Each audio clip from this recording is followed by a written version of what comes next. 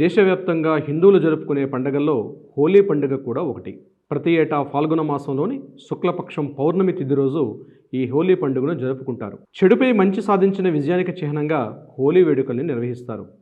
ఈ ఏడాది 2026 మార్చి 3 అంటే మంగళవారం హోలీ పండుగను ఎంతో ఘనంగా జరుపుకుంటారు. హోలీ పండుగ అంటే కేవలం రంగుల పండుగ మాత్రమే కాదు, అనేక పురాణ గాథలతో ముడిపడి ఉంటుంది.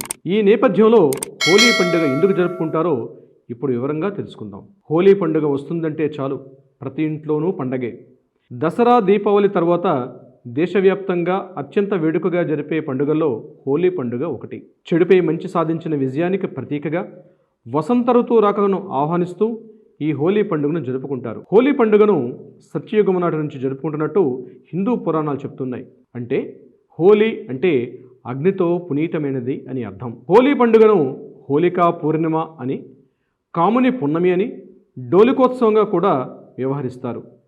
ప్రతి ఏటా ఫాల్గుణ మాసంలో పౌర్ణమి రోజున ఈ పండుగను జరుపుకుంటారు. ఈ ఏడాది మార్చి 3, 4వ తేదీల్లో ఆయా ప్రాంతాల్లో ఉన్న ఆచార వ్యవహారాలను బట్టి జరుపుకుంటారు. మన తెలుగు రాష్ట్రాల్లో మార్చి 3వ తేదీ జరుపుకోబోతున్నాం. ఈ మేరకు ప్రభుత్వాలు కూడా ఇదే రోజున సెలవు దినంగా కూడా ప్రకటించాయి. ఈ సందర్భంగా అసలు ఈ హోలీ పండుగను ఎందుకు జరుపుకుంటారో తెలుసుకుందాం. ప్రహ్లాదుడు హోలికా కథ.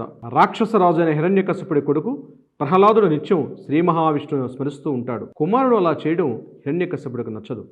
ఈ కారణంగా కుమారుడైన ప్రహ్లాదుణ్ణి మట్టుబెట్టాలని నిర్ణయించుకుంటాడు తండ్రి. వెంటనే అతని రాక్షస సోదరైన హోలికని పిలుస్తాడు. ఆమెకున్న శక్తియుక్తులతో ప్రహ్లాదుణ్ణి మంటల్లో ఆహుతి చేయాలని కోరుతాడు. దీంతో హోలిక ప్రహ్లాదుణ్ణి ఒళ్ళో కూర్చోబెట్టుకొని దట్టమైన మంటల్లోకి దూకుతుంది.